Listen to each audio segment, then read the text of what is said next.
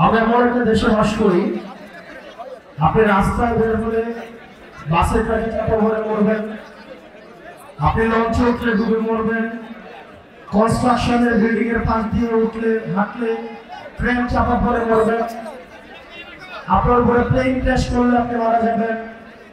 এগুলোতেও যদি মারা না যান, আপনি কোভিডে মারা যাবেন, ডেঙ্গুতে মারা যাবেন, ম্যালেরিয়াতে মারা যাবেন, চিকিৎসার অভাবে মারা যাবেন।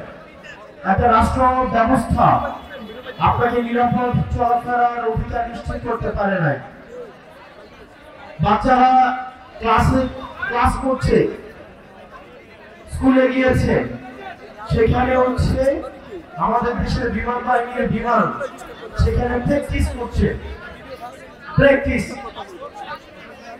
মানুষের জীবন বাংলাদেশের এস্টাবলিশমেন্টের কাছে হচ্ছে প্র্যাকটিসের বিষয়। এই যে অবহেলা, এর ড্রাইভার অবশ্যই এই বাহিনীকে অবশ্যই নিতে হবে। আমরা দেখলাম মাইলস্টোনের বিমান ক্র্যাশ হয়েছে, তারপরে সেখানে শিক্ষকদেরকে এবং শিক্ষার্থীদেরকে সেখানে ব্যাপক ভাবে পিটানো হয়েছে। আমরা দেখলাম প্রশাসন যথাযথ, আমাদের একজন স্বাস্থ্যমন্ত্রী আছে বাংলাদেশে, ছিলেন ওনাকে, উনি ডক্টর মোহাম্মদ ইউনূসের ভাই ব্রাদার কোথায় আসছে? ডক্টর মোহাম্মদ ইউনূসের স্বজনপ্রীতির সবচেয়ে বড় এক্সাম্পল হচ্ছে স্বাস্থ্য উপদেষ্টা।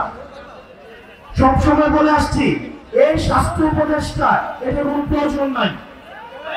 আপনারা দেখছেন ওনার কোন ধরনের অ্যাক্টিভিটি? উনি যে বেতনটা নেয়, বেতনটা আরাম হবে।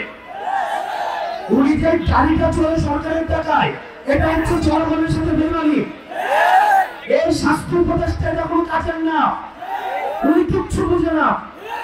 উনি স্বাস্থ্য ব্যবস্থা বুঝে না, উনি চিকিৎসা বুঝে না, উনি ইনস্ট্রুমেন্টাল কোনো নলেজ নাই।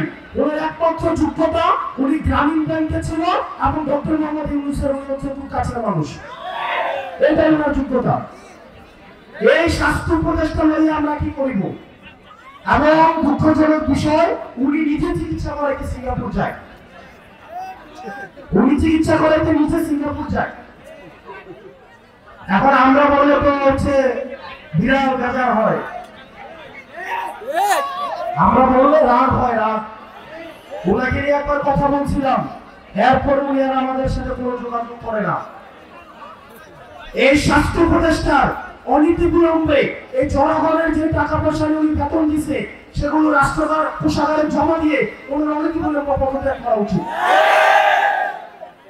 প্রিয় ছাত্রবাসী, আমরা অভ্যুত্থানের পরে রাষ্ট্রটাকে ঢেলে সাজাতে চাইছিলাম, কিন্তু দুঃখজনক বিষয়, আমাদের স্বাস্থ্য ব্যবস্থা আগের মতো, আমাদের আইনশৃঙ্খলা ব্যবস্থা আগের মতো। আপনি দেখবেন আমাদের দেশের সিভিলিয়ানরা কখনো হিরো হয় না, যার কারণে আমাদের এই যে মাহিরিন ম্যাডাম, যিনি এই মাইলস্টোন কলেজের 20 জন শিক্ষার্থীকে নিজে উনি উদ্ধার করেছেন, পরবর্তীতে উনি নিজের জীবন চলে গিয়েছে, উনি নিজে নিহত হয়েছেন। আমরা মাহিরিন ম্যাডামকে আমরা রাষ্ট্রীয়ভাবে আমরা যথাযথ মর্যাদা দিতে পারি না,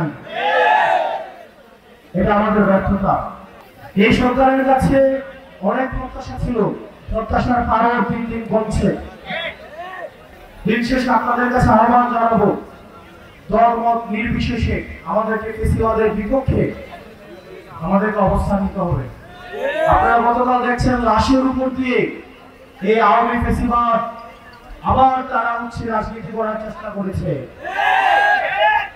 আমরা ফেসিবাদ বিরোধী রাজনৈতিক দলগুলো সুতা হতো, যারা বাংলাদেশকে ধারণ করে আমরা সুতা হতো, কিন্তু আওয়ামী লীগ যদি ফেরার চেষ্টা করে তাহলে এই সব শক্তিতে পরিণত হয়ে এই আওয়ামী লীগের চ্যাপ্টারটা আমরা ক্লোজ করছি। ভবিষ্যতের উত্থানের যে কোনো সম্ভাবনাকে আমরা একদম নাই করে দিব। প্রিয় ছাত্রবাসী, আপনারা সজাগ থাকতে হবে, বেশিরভাগ বিরোধী রাজনৈতিক দলগুলোকে ঐক্যবদ্ধ থাকতে হবে।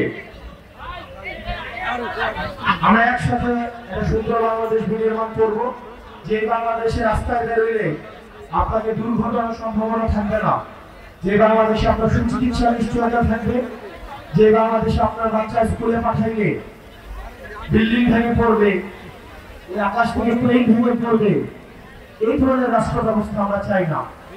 এগুলো তদন্ত করা হোক, হাসিনার আমলে কি পরিমাণ দুর্নীতি করা হয়েছে। আমরা শুনছি বিমান বাহিনীর সাবেক প্রধান নাকি ৩,০০০ কোটি টাকা দুর্নীতি করছে। এই বিমানগুলো কিন্তু হাসিনার আমলে কেনা।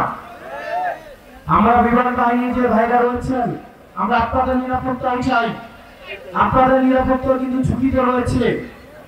এসব ইনস্ট্রুমেন্ট এগুলো কি সঠিক কিনা, ঝুঁকিমুক্ত কিনা, সেগুলো আপনাদের বিবেচনার সুবিধার্থে আপনারা সেগুলো বিবেচনা করুন, নিজেদের আবার পুনর্মূল্যায়ন করুন।